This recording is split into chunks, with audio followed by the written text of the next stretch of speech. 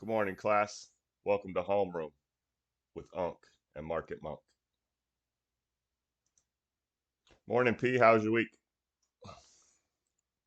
Good. A lot of selling for me. Just some stuff I've been holding. Just feels like time, crowd. Um, second round with coin worked perfectly. 120 ads. Just got out on the pop on ER on that one, and had some pretty good ER reads. The kind of the complementary semiconductor stocks have been good. Got out of SMCI at the right time. I didn't get all of that, but kind of on the way to 1,000, I got out, and then you saw what happened Friday there. So, um, yeah, it sort of feels like time. I'm not thinking we crash or anything, but if stuff's gonna hit my targets months early, I'm just gonna go ahead and just call it good. So been doing that, just refining my whole share options approach and uh, more shares to keep more of the move. That's kind of been my go to lately. Pretty big uplifting week over here. Um, Great read. Um, I got a new, not necessarily a new thesis, but when anyone asks me how to separate our winners from our losers, I pretty much just say if it's a 100% flow read, probably want to hang out there. Um, with you on the moves kind of happening a little bit faster and taking money, that's a given. I mean, if you're getting 50, 60% on a play that you thought was 6 months and you're getting that in a week or three, um, pretty smart to just take that off the table or some of it off the table, depending on what the thesis is or overall, company. I mean, if it's a shit co, I'd probably just if you're trading Carvana, since that was a topic, I would definitely be taking the money Yeah, every yeah. time. But less is more. Yeah, I mean Like, yeah, just real quick on yeah, Carvana. So for it. the read there was, it was and is way the hell out of the money, but when you get 7, 8, 9% in 2 days, I mean, you take some off because it pulls back like it did Friday, and then I just keep reading it because I don't think for a stock like that, I don't think whales know exactly when it's going to happen, but um, they think it's going to happen. So I just kind of hop in and out with them, and then it's just about managing how you approach shares and options on that. And those are always questions I like to ask. I don't like to answer exactly what I'm going to do on stuff because it's just I'm different from them. I don't know what your account is. I don't know anything about that. So I think you have to decide where are you, what are you thinking you want to do, and then I can tell you kind of um, what I think. Maybe you need a 20% hard stop on options. I don't always do that. It depends on which stock it is. So um, this whole room is all about learning yourself, and just want to kind of emphasize that as we go through these. But for anybody, you, me, whoever, when you start thinking like, should I get more of this move? Or when you start thinking, I'm going to take a screenshot of how much I'm up on this, those are some good subliminal like mental signals to go ahead and take some of your money. So yeah, so go ahead, just Yeah, no, and, thought about and that. I think just to touch on that, like I think the one who probably transitions the best on that would be our boy Pele. I mean, he can at 10 cents to me, and you're seeing secondary pick that up a little bit. Name drops to the room, but um, you're seeing him pick it up like talking about dimes. Well, dimes going to translate to $10 to $30 to some of you, depending on your size, and it's going to be 100 to 300 to some other people, and it could be 1,000 to 3,000 to some people. I don't know if some people go harder than that, but um, that's what it is. It's transitioning that over to your style. If you're trying to make $100 the same way I'm trying to make $100, but you're using a third or a half or a tenth of um, the money or equity, the position size, you're not gonna. It's just not gonna pan out for you. I learned that early on trading pennies. Like I had to. That's where my style came from because I wanted to trade a couple hundred shares. Nothing major at the beginning when in the blow up penny days. But those guys would take money at 5, 10, 20 cents. They would start. You would see it in the tape. They'd start taking money. So that's kind of where I created like, all right, I need 1,000 shares because I have to get out before these guys start getting out because that's what everybody's doing. And And yeah, you have that's why I've always been. I mean, I remember to kind of just roll into that. I kind of remember when we first got together. I had to sell you on not alerting because it's just what everybody did, and then had to sell you a little bit on just kind of like forcing people to follow the breadcrumbs, and I think the people that do put in the work, you you see them figure it out for themselves. Right now, another name drop for you, Vegan. That guy is very impressive. I mean, he's traveling out there doing rock shows, still trading on his phone. He drops in and just like, oh, it's time to sell this. And it's good to see people figure themselves out instead of trying to follow us. And I've always said, what are you going to do when I'm golfing? Like, are you just not going to trade when I'm golfing? Because that's not going to work for any of us in the long run at all. I want to be out on that course as much as I can, and you're still trying to build your account so you can do the same things in life. So, Yeah, I made a joke the other day that really the only time I end up buying any puts is when you're golfing, because like it's sort of that those conditions, and a lot of it is the sort of the pop and fade setup, which I by the way think is going to come back a lot on yes. some of this tech. But anyway, yeah. So the alert thing, what confused me when I first started doing that was, I would have trades that did well, and people would lose on them, Hmm. and it took me a while to figure out what they were doing, and I don't fault them for this at all, but like I post an alert, they want to go look at it, see how it's doing,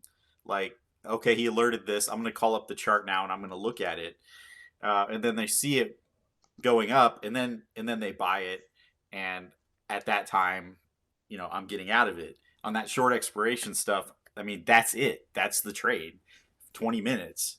And if you're gonna just wait for that confirmation that it's gonna work, um, and even if you get in and then it goes up 10-15%, for a lot of those guys that doesn't feel like enough for options, so then it goes down, and then they're asking me, how's this gonna recover. In I'm an English professor. I teach argumentation, I teach rhetoric. Big concept in rhetoric that people don't understand. It's called kairos, the K. It means, at the right time. And the thing about option, like, so you make an argument, it has to be like, at the right moment for people to want to listen to it. And you have to figure out what that is. Where's their kind of their headspace at with this argument I'm wanting to make? What do they know already? What's coming up that might change their mind? Like just think about time. It's that that thought about time in trading is obviously very important. Well, in options, it's magnified. Options, like option contracts, 100 shares. So that time factor is really going against you. So when you're following these alerts from people, um, you're not going to get an entry as good as them if it's a good setup, and you are really hurting yourself if you're going to try to enter something like that. So I really kind of discourage people from alerts overall. I know we have people who follow other rooms and all that kind of stuff, and you'll just find that you're not going to do as well as that person alerting. One, they're kind of often creating a narrative about their trading, but two, you're just psychologically, it's not your play. You're going to be hesitant. If you hesitate in options, you're done. My notes are all about if this, then that. I want something to hit a spot. That's when I'm going to buy it. This is what I'm going to do. So I'd rather, I provide a roadmap, and then you decide how you want to deal with that. And I think you'll be much better off building skills, doing that. So I would encourage newer people, stick to our lists at first, and then build in whatever strategy you have to find stuff on your own. Bring that to us. But the lists and the prices and the spots, the ones we talk about the most, those are probably the best ones to look at as well. Yeah, the only other, I mean, I don't want to get into this part, but the one note I also missed from our beginning because we didn't have. I mean, we weren't on the same. We're not two guys that have ever really been like on the same page. We do have difference in in styles and setups. But the day trading thing too, you said at the beginning, but day trader, got to trade. I got to find trades every day. Um, and now I definitely don't think that's who you are. I think you do enough work that there is opportunity you find through your work for every day, but it's still that, like you said, waiting for the proper setup. And a lot of people, they want to wait until they have 5 minutes, and that's why I bring that up. They want to just wait until they have, okay, I'm on my lunch break, or I got a half an hour here on the way into work, and it's not going to be successful. You're getting too many 50-50 coin tosses in that usually. Is kind of how I see that. Is the That's the comment that always scares me a little bit when I see people say it. It's like, all right, got the day off. Here we go. Yeah. Let's fucking go. Let's trade. And it's just like the market didn't care it's your day off. Like, Mhm. it might not be a good day for what you're looking at. So yeah, it's not. It's about finding whatever kind of trading you can do on your busiest days. That's what you should pretty much do all the time. If you Well, have extra time, use it to study, use it to learn. if you have, and again, I don't want to keep pounding on our soccer player over there, but if you have the only 5-10 minutes or half an hour before work or in between clients, you should already have those plans and prices set. And if they're there, they're there. That's why I preach shares to most people, because it's going to buy you a little time. But you Yeah, should know. I mean, I'm buying the car analogy. I'm not buying the car at 100K. I'm definitely not buying the car at 120K. But if it comes down to like 50, 60, 70K, it's in my price range, whatever I determined I'd pay for it, that's when you buy it, and you'll just win over time. Again, as long as on the back end you're not greedy. And I think a lot of people want to turn that $1,000 account into something crazy versus just keep building it brick by brick. So they're looking for that home run. We kind of talked about that with our favorite Furu your favorite Furu over the weekend, on how he did it once and he's just trying to do that again, and I mean, it's just not a thing. It's not a thing. I mean, if you get lucky once or twice yeah, in this, if you get lucky every 5 years in this and get a big one, I don't think it's going to usually happen overnight. It's still going to be a 2 or 3 year move. Um, I mean, I've been in NVIDIA for what, 14, 15 months now. Um, it's going to take time for you to have yeah. home runs like that. Last one I could think that was short for me was Lucid. I think that was like September. God, was that 22? Maybe 21, and then it was like November. It had just steamrolled from like $18 all the way up to 60. But that's not there enough, and you really just kind of miss the overall. You can miss what you're going to really need to do if you ever have money. That's just the honest to God truth, because Yeah, you're just gonna size up. That's just an appetite for destruction, in my opinion. absolutely. And my a couple of my big wins have been like Roku and Coin and Net. Like, and those have done well. But holding options through those entire moves, it's not really plausible. And so, like, here's an example. So Coin, 72.53. That was kind of my big, when I finished up my big share position on that last run. And I kind of sold that on the way up, got rid of most of it at like 105 or something like that.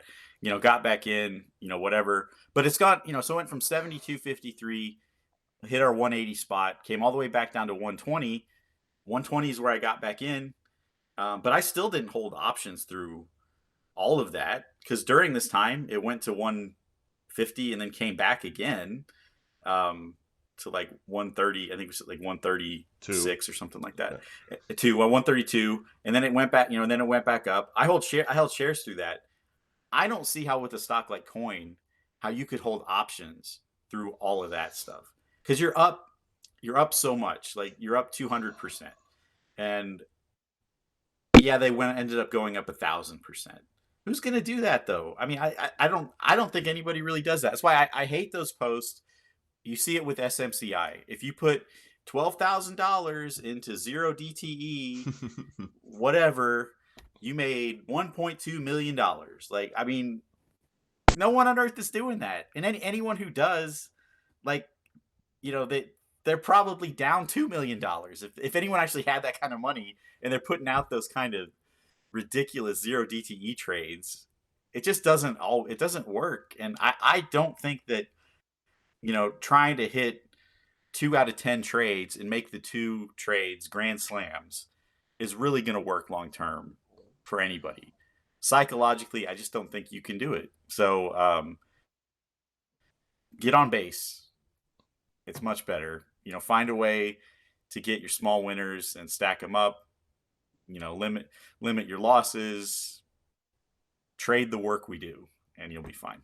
Yeah, I kind of picked up from your transparency this week on I forget which stock it was, but you was like, yeah, I got 1,200% or 2,000. I don't know, it was a stupid percent, but you're like, these were only $7 contracts. Like Yeah, I normally don't buy these. And then I eventually in my head it clicked, like all these guys are pumping these 200% winners, and it's probably $18. It's like exactly. it's probably That's exactly right. Yeah. so I'd Um, much rather have everybody. I mean, because Lyft is a great example. It was 12.50. I mean, it's not anyone can get in there no matter the account size. You might only get a couple shares, even if you only had 4 shares. Because that's all you have. You only want to put $50 in the damn thing. You still made 50% on that read, and you're like not gonna. There's no way from here. You're probably going back to entry in the meantime. So it's just a better game usually if you can buy yourself time. And the best way for me to buy time is shares. And I'm never, me, Grandpa's never letting that go. yeah. It's just not gonna happen. So here was the no, I know, and so here was the deal on that was Fastly, and so Fastly for me, I'd been on that. People can check collabs on this. So I went 18 to 22.50 on shares on an earnings run up a lot like faster than I thought. Like I thought I'd have to hold through earnings to even get to 22, and then it going into earnings just went way past that. So I just said I was like, F it, I'm just gonna, what's the flow on this? I think it's gonna move pretty large. My upside was $30, and then I just saw the downside come in under 16, and so I just bought a bunch of cheap stuff on both sides, and it just obviously tanked like crazy, and did well. But I mean, it was like a couple $100 I put into that, and I made 400 on shares, and just in played earnings. I mean, that's how I do earnings. Like I compartmentalize it. If I haven't already made money on something, I mean, I'm talking like I'd put $75 max into it, and that's not Nvidia or Meta. Those are the ones that are like low IV, waste management. Where that smaller move's gonna get you something. So I think that to the earnings home run thing, you got to kind of earn that to me, and that's kind of always been how I've looked at those. I, I And think I think in general where you really nail the earnings thing, and I don't know if you put them together enough, but the market is a story. You say that it's full of stories. You say it all the time. You really should know the fucking story of the earnings play. Like, do you know what happened the last three yeah, reports? Do you know what they've been talking about? Because some of these companies, exactly. just like Tesla, didn't come down to my fucking level because I'm magic. Tesla came down to my level because I knew Elon wanted to buy. That's why. That's why Tesla came down to my level. He wasn't going to pay a premium. I didn't know which level it was going to go to. I thought Elon would Yeah, have to be cheaper, but as soon as he drops, he's got 20% in. We're off the level and we're going. And it's knowing that story of the company, and then the 80/20 I talk about, which Nvidia. Let's talk about Nvidia right now. I mean, emotionally, I sweat over that thing. It's it's it's life changing money for most people. For me, it's even life changing money. I mean, 100K is still a fucking 100K, boss. I don't care, and I'm not holding that through earnings. I've been leaking that out all week, and I'm going to continue to sell that. So I have basically, I'm probably going to be under 50 shares, to be honest with you, if I have any at all, just because emotionally it's draining at this point in time. It's literally I think about it in the middle of the night, right? Like, because if a $200 down candle comes because of some stupid thing in Taiwan or something that our government does, it's going to feel like a big loss to me when it's nothing but a win. Yeah. I mean, Yeah. it's I have go for it, go for it. yeah. So I have an example of this. John Deere, bearish on John Deere into earnings. I was like, it's 360. The flows to 340 weeks out. So what's the deal there? Well, their earnings call every single time that guy's in a sour mood about it. I Hmm. mean, so he is pessimistic in his comments on guidance or whatever for whatever reason. I think that's going to continue until the rate cuts happen. So he's really honest. He's not. I There is a case for John Deere as an AI stock. There Sure, really is sure, with farming and all yeah, that. 100%. He doesn't pump that though, and so, but I think it's part of my investment thesis on it. I just want when I have shares on it, I want them under 360. I want ideally 350, 340, something like that. And then I trade it all the time. But yeah, into earnings, I I grab puts on that.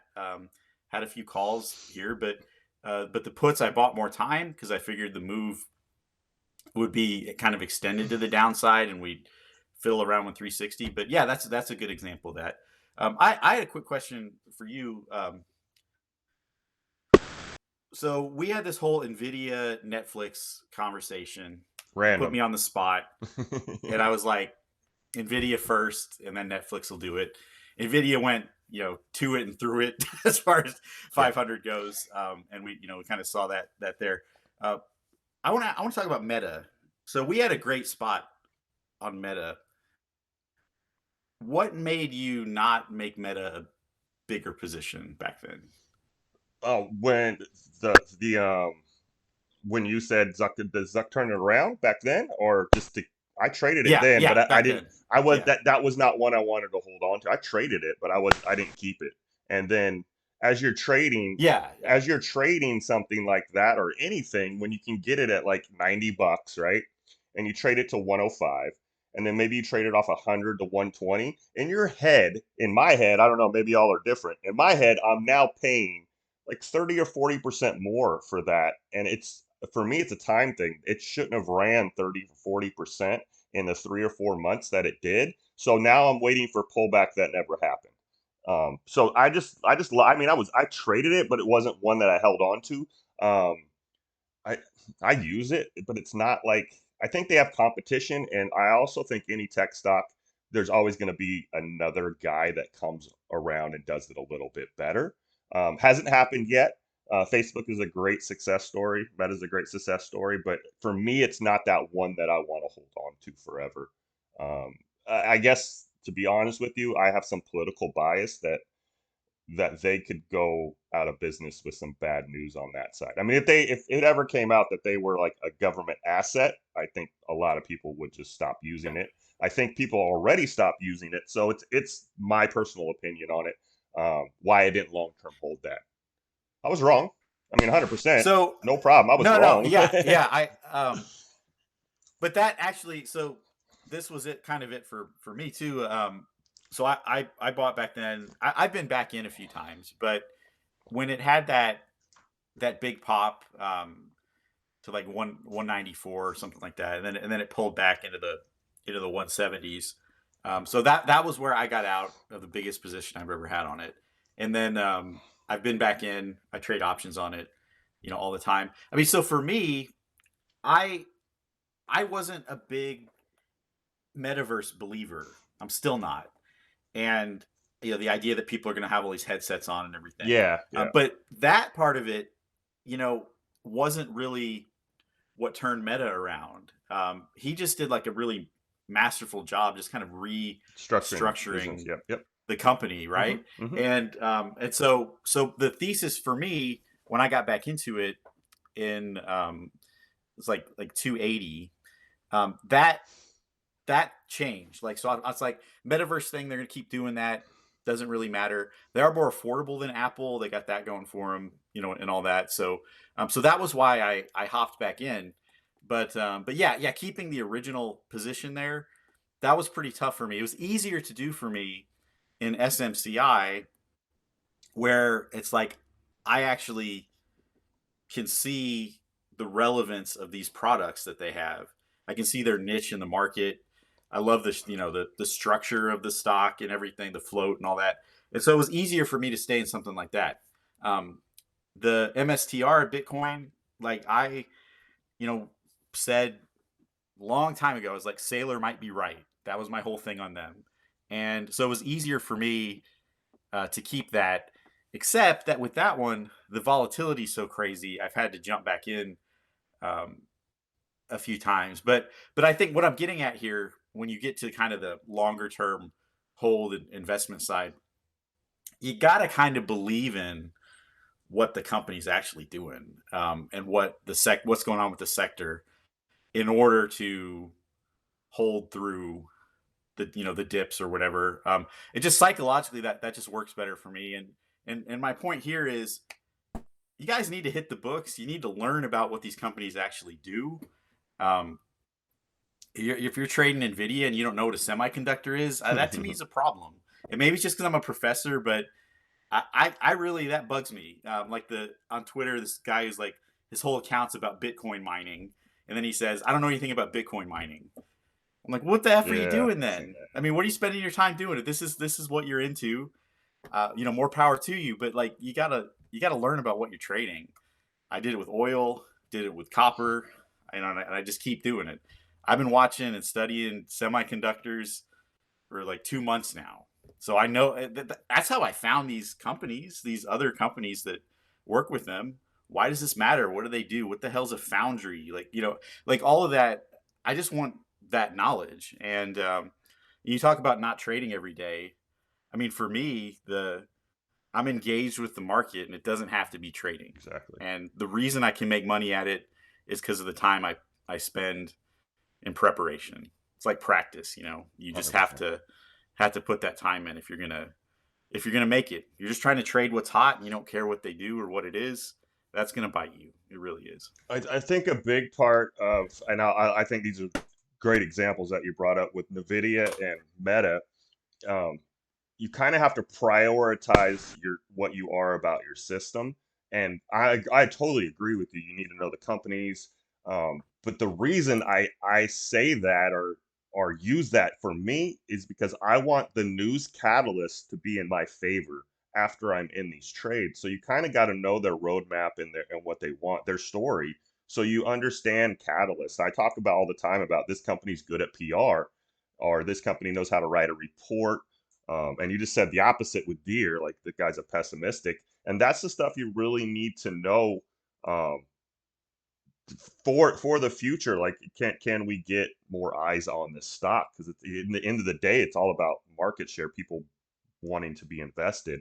But with Meta and Nvidia, I'm always a numbers guy first. Like, if it does, why would you fall in love with any story if the numbers don't make sense? And I am a ratio guy by heart. On even on day trades, I gotta see a 3-to-1 ratio for myself. Um, but Meta at $90 was maybe two in my. I mean, I trust my system here. This top end 326 on the auto RTL. We'll give you that. That's 200% from the night from the bottom, right? That would be like a long-term goal for me when we traded that. So I'm only going to get 200% out of this thing maybe in the next 5 years. Kind of how I looked at it. Where Nvidia, everyone's known my price target for a long time is $800. I mean, it just is what it was. If we get lucky that we're here, sure, I don't even care about that. But the chart, I see it in the chart. I've seen it before with the stock. I know the story of the company. So that was just like that's where I think it could go again in the next 4 or 5 years. So that ratio there was just better for me. Did I luck out with how the news went and the sectors went? Sure. But those little things, like having just a checklist of this is why I trade, really will save your bacon from just not hopping into everything or hopping into things that sound good. Um, and that's really, I don't know, I built myself off of that. And I do have time, so I think that's part of it because people want the money today. But if you have time, if you can find a good ratio on any stock in DCA in it, you'll be fine. And Lyft's a great example of that. I mean, you had 100% flow read on that. I had $10 to the down or $10 the psych. Like that's as far as this is going to go down. It's going to catch that. So the ratio was just it made sense like 6 to 1. And you're telling me in the summer. I mean, that's just that's more important to There were me a couple than most times when things.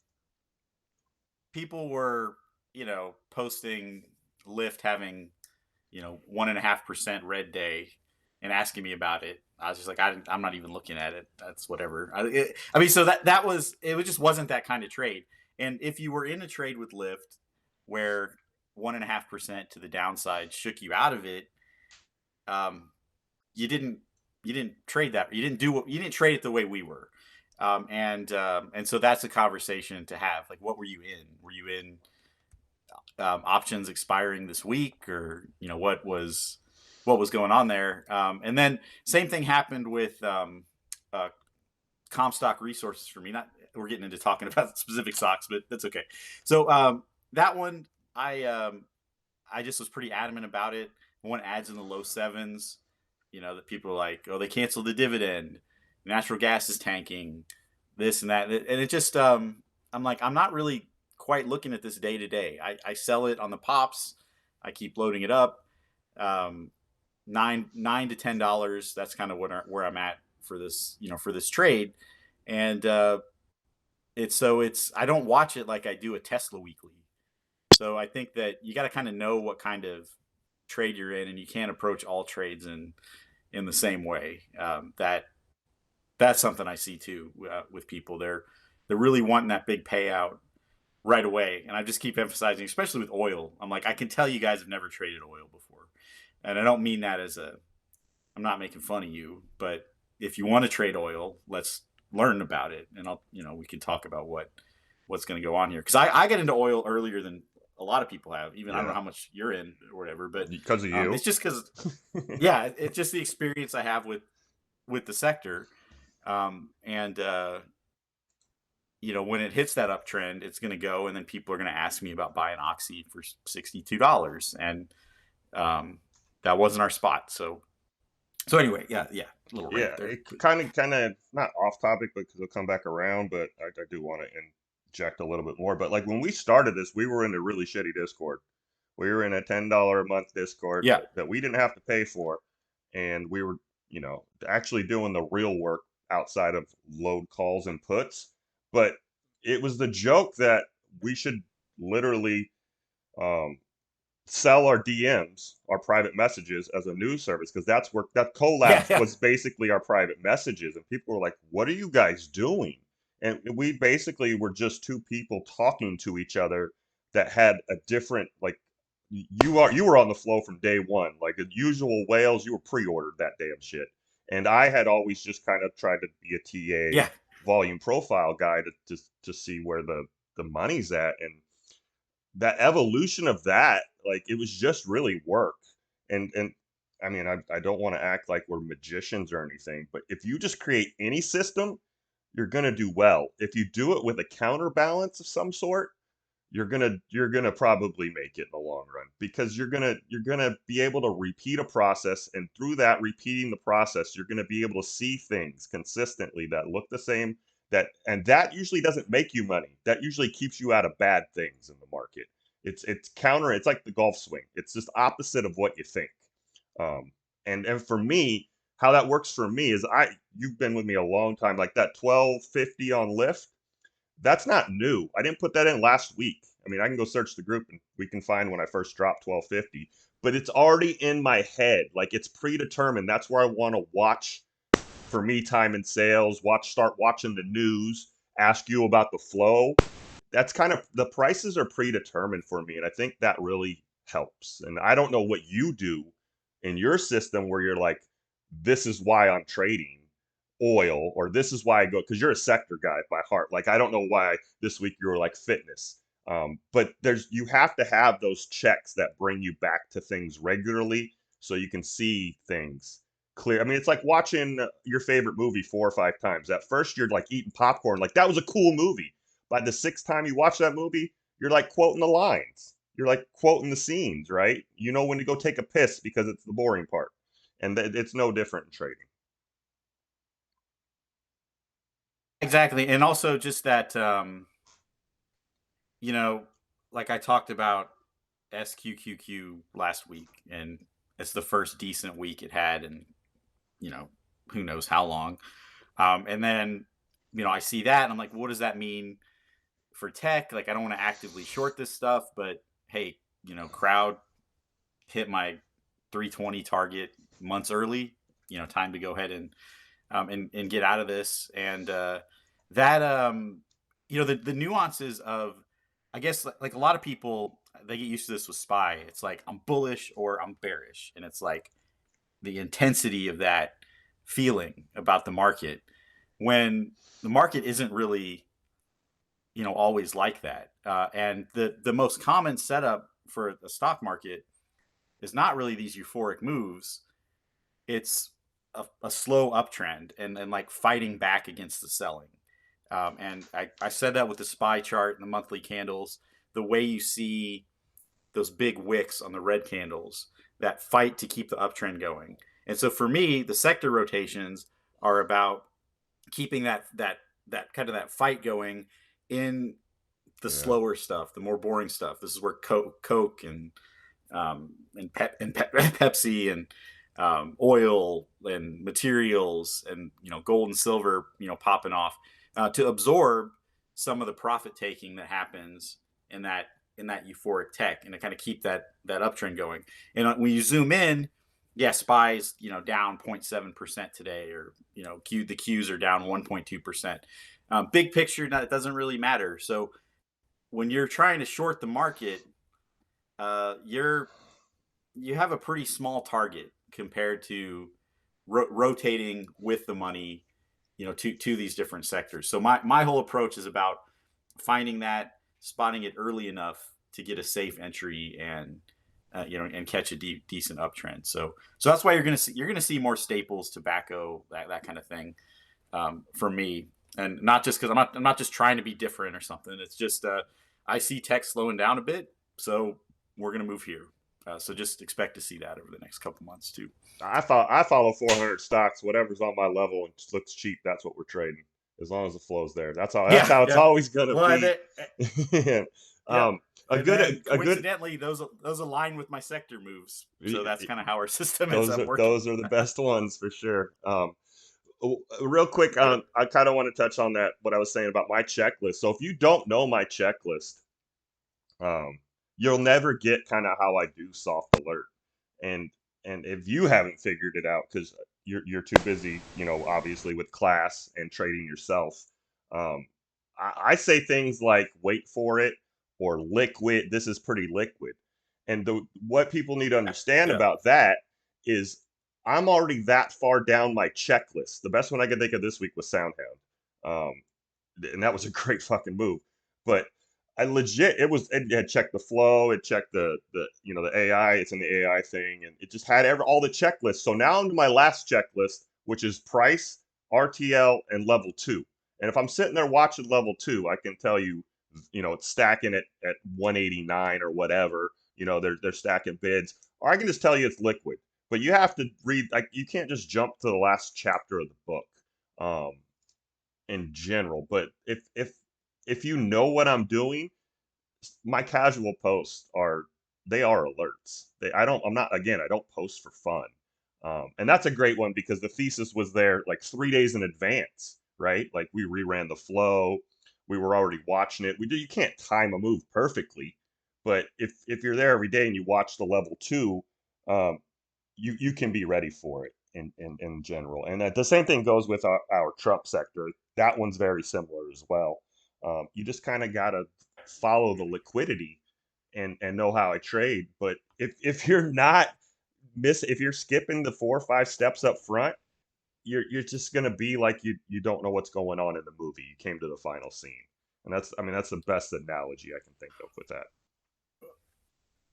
Yeah, and and then the kind of the hindsight on SoundHound is interesting because we both thought, okay, AI, even the stock AI had great flow, that made a nice move, and then we're like, which of the small caps looks the best?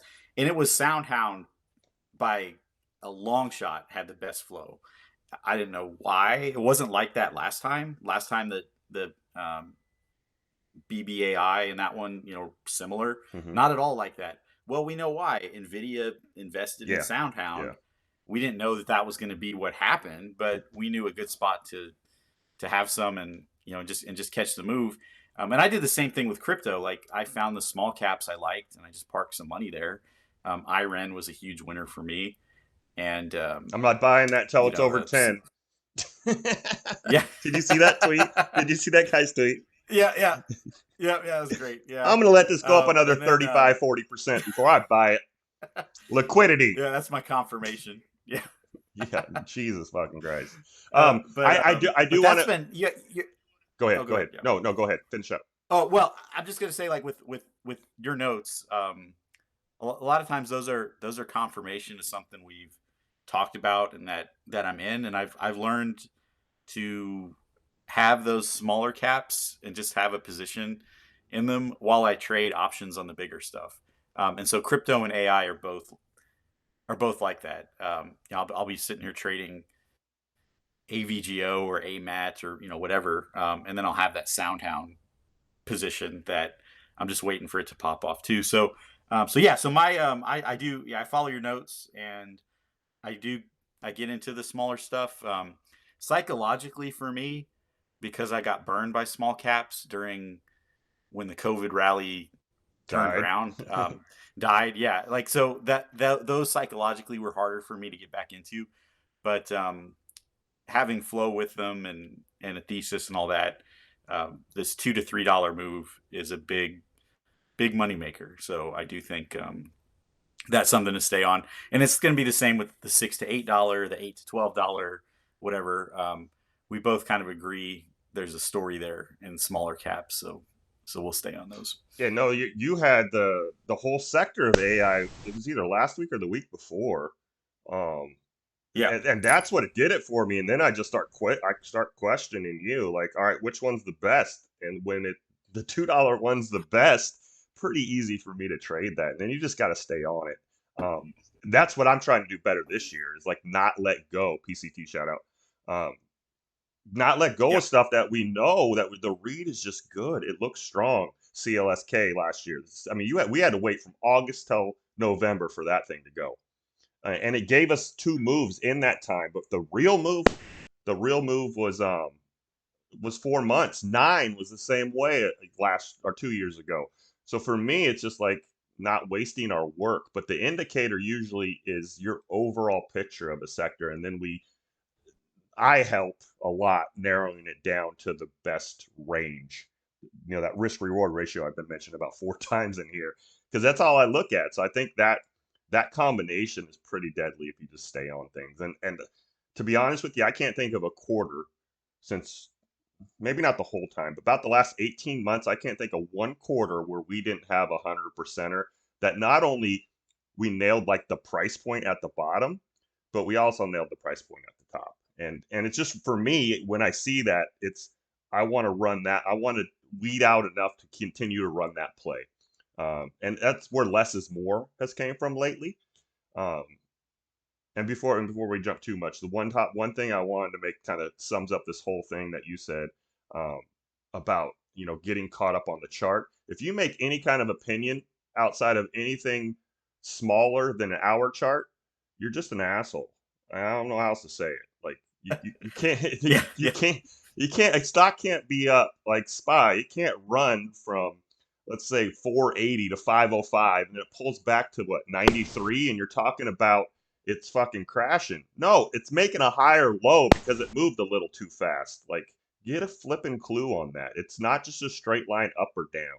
There's going to be some motion in the ocean, and as soon as you see that, you'll be able to take advantage of that as a trader. yeah. Um, we're long again. You want to do SPY real quick and go to work? Yeah, we'll get into spy. Yeah, let's do it. Yeah. I ain't looked yet, so we did kind of flatten out. I think we had that. What we got top here? 503 top. You were 504, 89 of 69. So we'll just call that a wash because it was close. We were about $1 up. Um, not surprised, but I don't know how to say it, but the 505 obviously is a problem. We kind of both seen that. And then 87 downside, 92 downside for you. The low was 90. We kind of split that. We'll just call it a wash this week. But yeah, we kind of caught the sideways candle there this week. Yeah, and the what I'm seeing now, and one thing I'm kind of hopeful about these February 16th contracts, just kind of get them all out of the way, and then I can see, kind of where they're moving, um, from here, and try to kind of get something.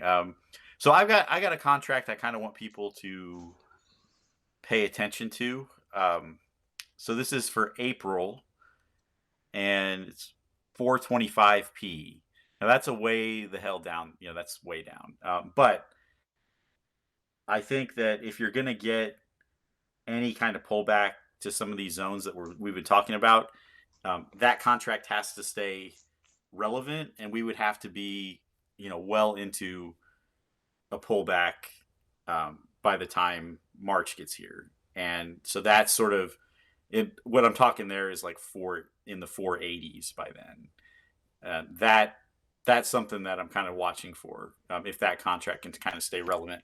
Last week I talked about SQQQ and March and sort of what was there. Well, they kind of saved those, so there's some potential for that.